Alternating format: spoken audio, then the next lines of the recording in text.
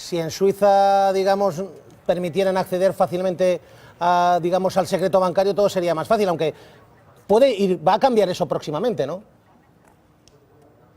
Bueno, estamos en ello. Con Suiza es complicado, lo que sí estamos tratando es que haya máxima transparencia fiscal, por lo menos dentro de los Estados miembros de la Unión Europea. Y entonces lo que hay es un marco de cooperación dentro de la OCDE donde determinados países están firmando también para acceder a esa transparencia.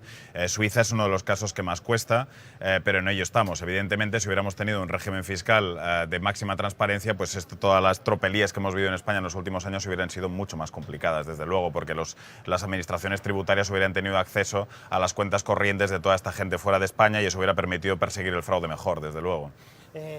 Eurodiputado, no sé si ahí en Estrasburgo, en Bruselas, están muy preocupados. Theresa May, la primera ministra británica, ayer salió dura, yo creo que con un toquecito anglosajón soberbio, prácticamente, no habló de Brexit duro, habló de, como dice el Claudi Pérez en El País, que yo creo que es muy explícito y muy significativo y muy descriptivo, Brexit feroz. Ha amenazado a Europa, ha dicho, cuidadito conmigo, que si después de irnos me tocáis las narices, monto en el Reino Unido un paraíso fiscal. ¿Están ustedes preocupados? A ver, yo creo que el caos se ha apoderado del gobierno británico. Piensen que acaba de dimitir su embajador ante la Unión Europea, que era una persona con muchísima experiencia, y la estrategia es básicamente que no hay estrategia. Yo creo que el gobierno británico lo que esperaba era una cierta división dentro de los países de la Unión Europea para que se les permitiera acceder a determinadas cosas del acervo comunitario, permitiéndoseles que quedaran fuera de otras. Básicamente que ellos quedaran fuera de la libertad de movimientos, de tener que reconocer derechos, por ejemplo, a los trabajadores españoles, pero pleno acceso al mercado único. Ellos pensaban que Europa daría eso, pero yo creo que Europa no puede dar eso. Y la izquierda debe ser muy vigilante en que no dé eso, porque lo que piden los británicos básicamente es suspender derechos conquistados en Europa, y eso no se puede permitir. Creo que Europa hace bien en mantenerse, y como se ha mantenido, no les queda otra que salir con unos discursos de la amenaza como el que hizo May o como el que hizo su ministro de Finanzas, el señor Hammond, que anteayer amenazó que iba a convertir el Reino Unido en un paraíso fiscal a las puertas de Europa para, digamos, laminar la competitividad de las economías europeas. Yo creo que hay mucho nerviosismo en el Reino Unido. Yo creo que aquí lo que tiene que hacer Europa es mantenerse firme, las libertades y los acuerdos se accede en completo, pero no se trocean, ¿no? Y a partir de aquí ver a qué acuerdo se llega, ¿no? Lo que tengo que decir también es que me parece que la posición de May no es representativa de mucho de la que la gente votó en el Reino Unido. Yo tengo a gente aquí que votó a favor del Brexit, que votó por el Brexit pensando que tendrían un acuerdo en el cual de alguna manera habría una relación intensa con la Unión Europea, y ayer quedaron muy sorprendidos, desde luego. Cristina Pardo, tú estuviste ayer con Mariano Rajoy, se le preguntó por este asunto, por la atención. Theresa May, la primera ministra, está diciendo: abro una guerra comercial con Europa en cuanto nos marchemos, monto aquí un paraíso fiscal, una especie de Singapur, para que vengan aquí las empresas y abandonen el resto del continente, ¿no? Sí, Mariano Rajoy fue bastante claro, dijo que el Reino Unido tiene que decidir qué relación quiere con la Unión Europea, pero el presidente del gobierno español tiene clara al menos una cosa.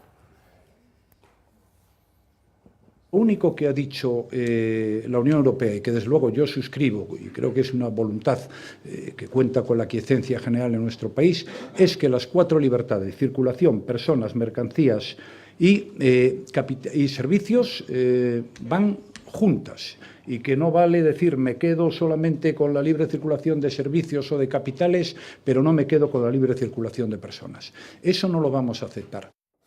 Lo que ocurre, señor Urtasun, eurodiputado, que esto es realmente preocupante. Yo no sé qué consecuencias va a tener para la estabilidad de Europa. Es que tenemos a Theresa May diciendo que va a montar un paraíso fiscal y una guerra comercial con Europa si le tocan las narices después del Brexit. Ayer el emisario de Putin a Davos, no sé si lo sabe usted, pero llegó diciendo: los gestores de la Unión Europea son un auténtico desastre, el ambiente no es el mejor, ¿eh?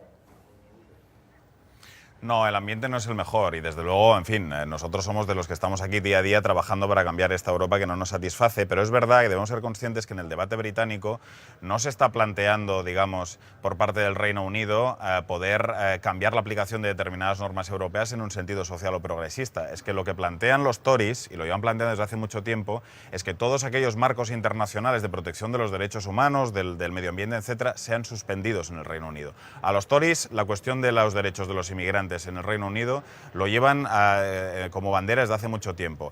propusieron sacar al Reino Unido del Consejo de Europa y del Tribunal de Derechos Humanos, que eso sigue estando encima de la mesa. Y ahora toda la cuestión del Brexit básicamente está sostenida en que quieren suspender los derechos reconocidos desde el año 57 por los tratados de todos los trabajadores de la Unión que viven ahí.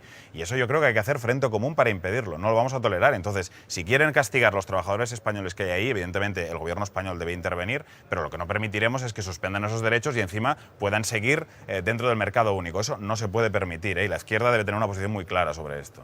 Yo no sé la izquierda la posición que tiene, pero lo cierto es que ahora mismo Antonio Tajani, nuevo presidente del Parlamento, es decir, la derecha, los conservadores controlan todo en Europa, y a mí que me resulta alucinante, que ayer votaron los eurodiputados, fueron decisivos los eurodiputados británicos, los del Brexit, es decir, los que se van de Europa deciden quién va a estar en Europa al frente de Europa. Bueno, ayer la verdad que ha sucedido una cosa inaudita en los últimos años en Europa, que es que el presidente del Parlamento no se eligió por consenso de la gran coalición de socialistas y populares. Entonces, los populares presentaron un candidato tremendo, que es el señor Antonio Tajani, ex portavoz de Berlusconi, afectado por el caso Dieselgate, una persona además, por ejemplo, con manifestaciones abiertamente contra los derechos sexuales y reproductivos de las mujeres, un duro, que además sale apoyado por los liberales y negociando, por ejemplo, no solo con los Tories, sino con los diputados del gobierno polaco, ¿no? La verdad que la situación en ese sentido es complicada, porque se nos pone delante en la institución una persona que yo creo que no va a estar a la altura de defender el Parlamento. La única buena noticia de todo esto es que por primera vez los socialistas no estuvieron detrás de un acuerdo y que se intentó hacer una candidatura alternativa con los grupos de la izquierda. En cualquier caso, yo sí creo que esa posición, eso es el camino de cara a pensar en una Europa distinta, que podamos pensar que los grupos progresistas de la Cámara, aunque ayer perdimos, podamos ser capaces de empezar a trabajar juntos. Ayer una noticia que se ha señalado poco es que la gran coalición europea empezó a desdibujarse, o por lo menos parece que hay señales de que esto puede suceder así, ¿no? Y eso es positivo. Es positivo y además creo que también es una buena señal para el PSOE, ahora que está pensando en establecer una gran coalición en España, que la ha establecido, bueno, pues en Europa eso empieza a llevarse un poco menos. Esto de Antonio Tajani, vamos a recordar, de Forza Italia. Es decir, aquí se pasan la vida en Europa criticando a los populismos, sobre todo desde la derecha, los populismos. Hombre, Forza Italia Berlusconi, este ha sido su portavoz. No sé si es ahora menos populista o no, pero Forza Italia era populismo puro, ¿eh? Bueno, ayer Pepe Fernández Alberto hizo un tuit con bastante sorna diciendo efectivamente que seguro que la mejor manera de luchar contra los llamados populismos era colocar a alguien de Forza Italia en la presidencia del Parlamento. Tengo que decir además que esto es una cosa también que se ha contado poco, que Antonio Tajani es una operación también apoyada firmemente por Mariano Rajoy y por el Partido Popular Español. Ha sido su apuesta, ¿no? Y entonces, francamente, bueno, que la persona que los conservadores para relanzar Europa, pues que pongan sea una persona como Tajani, pues yo, francamente creo que es un muy mal señal, y menos con el apoyo de los euroescépticos. En cualquier caso, nosotros nuestra labor es seguir trabajando por ese frente de izquierdas alternativo aquí en la Eurocámara, como llevamos haciendo desde el inicio, y pensar que en 2019, en menos de 2 años, tenemos elecciones y que hay que intentar vestir mayorías alternativas, ¿no? Y en eso vamos a dedicar los 2 años y medio a hacerle oposición al señor Tajani y a la Europa esta que no nos satisface, claro. Una cosa más, a Tajani ayer, bueno, fue elegido, mayoría, la derecha controla también el Parlamento Europeo, y Óscar Camps, proactiva, Open Arms, la gente que se está jugando la vida rescatando inmigrantes en el Mediterráneo, los protagonistas de Astral, el documental de Salvados, estaba allí y, hombre, muy significativo, le regaló un chaleco y una brújula. La brújula la vamos a necesitar en Europa, ¿eh? Bueno, Óscar estuvo ayer aquí, la verdad que estuvo reunido con todos los candidatos que se presentaban al Parlamento Europeo, y al final vio al señor Tajani y efectivamente le regaló el chaleco, que según cuenta él es de una menor siria que falleció en el mar.